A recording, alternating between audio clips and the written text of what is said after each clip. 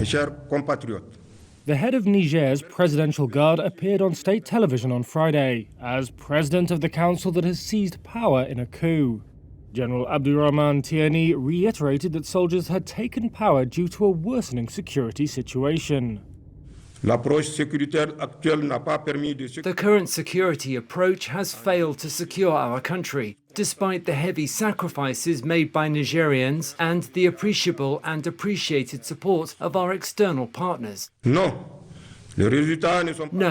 The results have not lived up to our expectations, and we can no longer continue with the same approaches proposed to date, at the risk of witnessing the gradual and inevitable disappearance of our country. Tchiani also criticized previous non-cooperation with military governments in Burkina Faso and Mali in the fight against insurgencies in the region. The Presidential Guard instigated the coup on Wednesday, detaining President Mohamed Bazoum inside his palace. The military takeover has been widely condemned, including by the United States, former colonial power France, and West African regional bloc ECOWAS. But it appeared to be welcomed by one notorious figure. A voice message on Telegram channel apps associated with Russian mercenary group Wagner claimed to be from its boss, Yevgeny Prigozhin. In it, the coup was described as a moment of long overdue liberation from Western colonizers. The speaker had the same distinctive intonation and turn of phrase in Russian as the Wagner boss. However, Reuters was not able to confirm with certainty that it was Prigozhin. The message also offered the coup leaders the services of Wagner fighters to, quote, bring order and destroy terrorists. Niger's President Mohamed Bazoum has been removed from power. That's according to a group of soldiers who appeared on national TV late Wednesday. Bazoum had been detained for hours by his own guards in the presidential palace. An army spokesman, Colonel Amadou Abderrahmane, declared the West African nation's borders were closed, a nationwide curfew was in place, and all institutions were suspended. Security forces, according to Abderrahmane, decided to rebel due to the, quote, deteriorating security situation and bad governance. Supporters of the ousted President Bazoum have been quick to condemn the army's action, gathering outside the National Assembly in the capital Niamey to call for his release. This man says he's here to defend democracy. He added Bazoum was elected for 5 years, and democracy should prevail. Niger is a key Western ally in a global fight against insurgencies in the Sahel region. The coup now complicates international efforts to fight a jihadist movement that has spread from Mali over the past decade. Bazoum's election was the first democratic transition of power in a state that has witnessed 4 military coups since independence from France in 1960.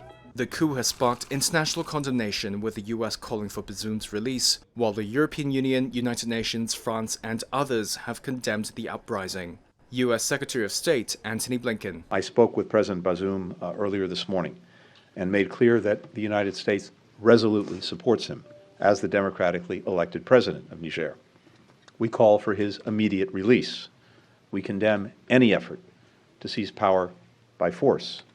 We're actively engaged with the Niger government, but also with partners in the region and around the world. We'll continue to do so until the situation is resolved appropriately and peacefully. This is the 7th coup in the West and Central Africa region since 2020. Cars and buildings were set on fire in Niger's capital, Niamey, on Thursday, after hundreds of supporters of a coup gathered in front of the ruling party headquarters. Young men looted motorbikes, chairs and other supplies from the building. Other demonstrators waved Russian flags and chanted anti-French slogans, echoing a growing wave of resentment towards former colonial power France and its influence in the Sahel region. The demonstrations came as Niger's army command declared support for the coup, carried out the previous day by soldiers of the Presidential Guard. Army Colonel Amadou Abderrahmane announced on state television that all political party activities have been suspended. A group of soldiers announced in a late-night televised address that they stripped President Mohamed Bazoum of power. Juntas in neighboring Mali and Burkina Faso have grown closer to Russia since they took charge in 2020 and 2022 respectively. They cut ties with traditional Western allies. Niger's role had become increasingly important for Western powers, helping fight a violent insurgency in the region. In a social media posting on Thursday morning, Bazoum vowed to protect hard-won democratic gains. In separate comments on Thursday, the head of African Union Azali Assoumani condemned the coup and called for Bazoum's release. The Secretary General is following closely the situation in Niger. He condemns in the strongest terms any efforts to seize power by force and to undermine democratic governance, peace, and stability in Niger. The Secretary General calls on all actors involved to exercise restraint and ensure the protection of constitutional order. The United Nations stands by the government and people of Niger.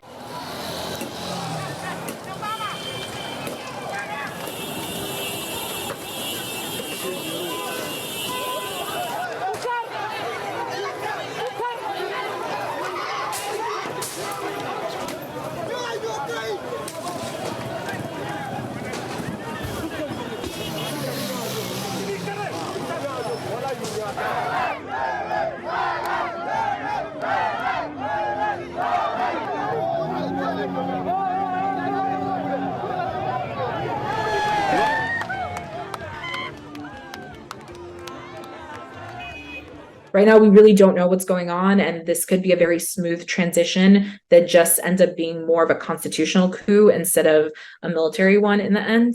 But if things did collapse and this country does fall victim to some of the same situations we're seeing play out right now in Mali, Burkina Faso, and Sudan, we're talking about the last country that remains a place where both humanitarians and security experts have access to kind of manage the flow of migrants into Europe and provide humanitarian assistance and access these vulnerable communities. There was a lot of hope and assumptions that Niger would remain this bulwark of stability in the region because of all the investments in development, security, and humanitarian aid that have gone into that country over the past 15 years in particular.